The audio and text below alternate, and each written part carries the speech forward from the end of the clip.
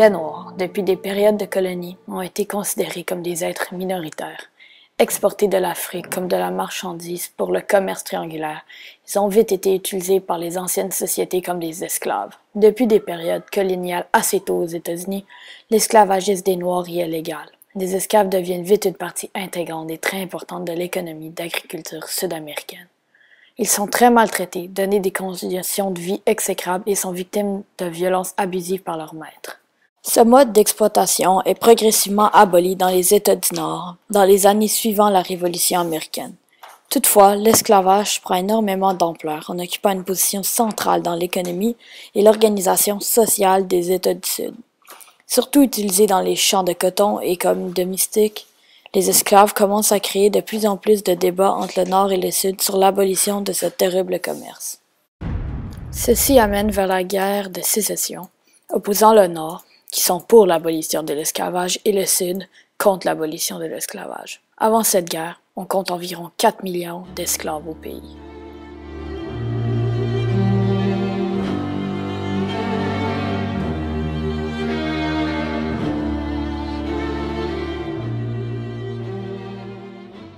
Le Nord emporte cette guerre et il réussit à mettre en place le 13e amendement de la Constitution fédérale qui met fin à l'esclavage.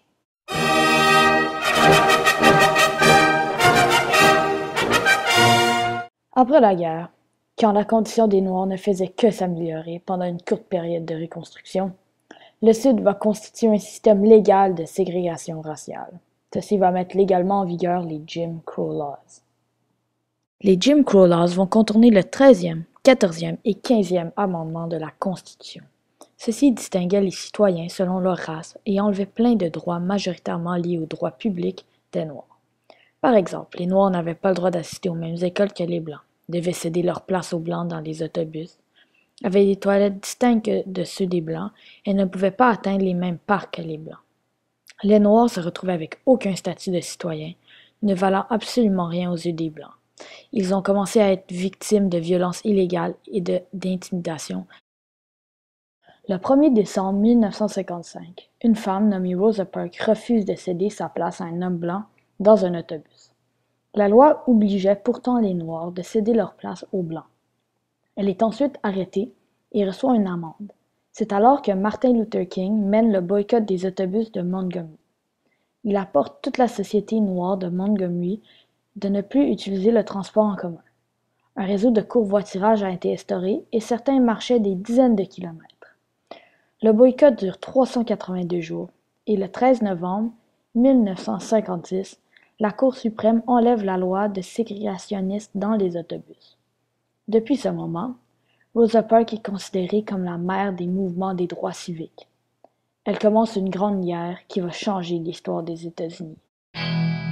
Rosa Parks a commencé cette guerre, mais Martin Luther King va la mener. Né à Atlanta le 15 janvier 1929 dans une famille dont son père est pasteur, Martin Luther King bénéficie d'un statut social plus aisé que la majorité de ses concitoyens afro-américains. Après ses études à l'Université de Boston et en Pennsylvanie, il devient pasteur de l'Église baptiste de Dexter à Montgomery, Alabama. C'est pendant qu'il habite à Montgomery qu'il part le boycott des autobus de Montgomery, suite à l'événement de Rosa Parks. Il deviendra un militant non violent défendant les droits des Noirs. Il fera partie de plusieurs événements qui joueront un rôle majeur pour l'indépendance des Afro-Américains. Il devient président de la Southern Christian Leadership Conference, avec qui il va organiser des protestations non violentes en adhérant à la philosophie de la désobéissance civile.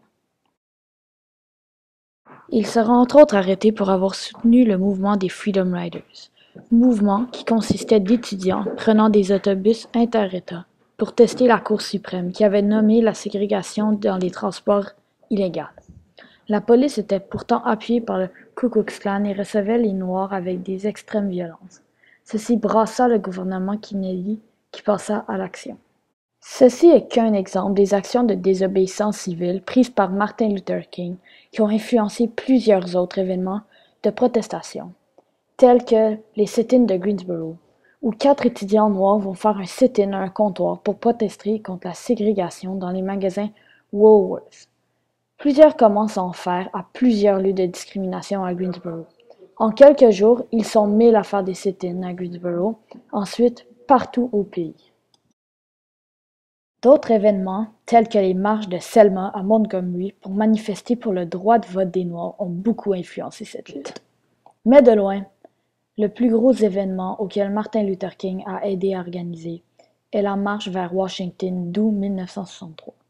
C'était une marche qui s'est passée du Washington Memorial jusqu'au Lincoln Memorial. Environ 300 000 personnes y ont participé, dont 80% de Noirs. C'est à cette marche que M. King va faire son discours connu « I have a dream ».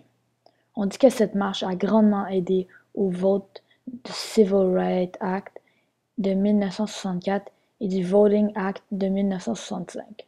Ce sont ces actes qui vont mettre fin à toute discrimination en déclarant illégale toute forme de racisme, de discrimination, et vont donner le droit de vote aux Noirs. C'est grâce à tous ces mouvements de désobéissance civile qu'on a finalement réussi à donner des droits égaux aux Noirs des États-Unis.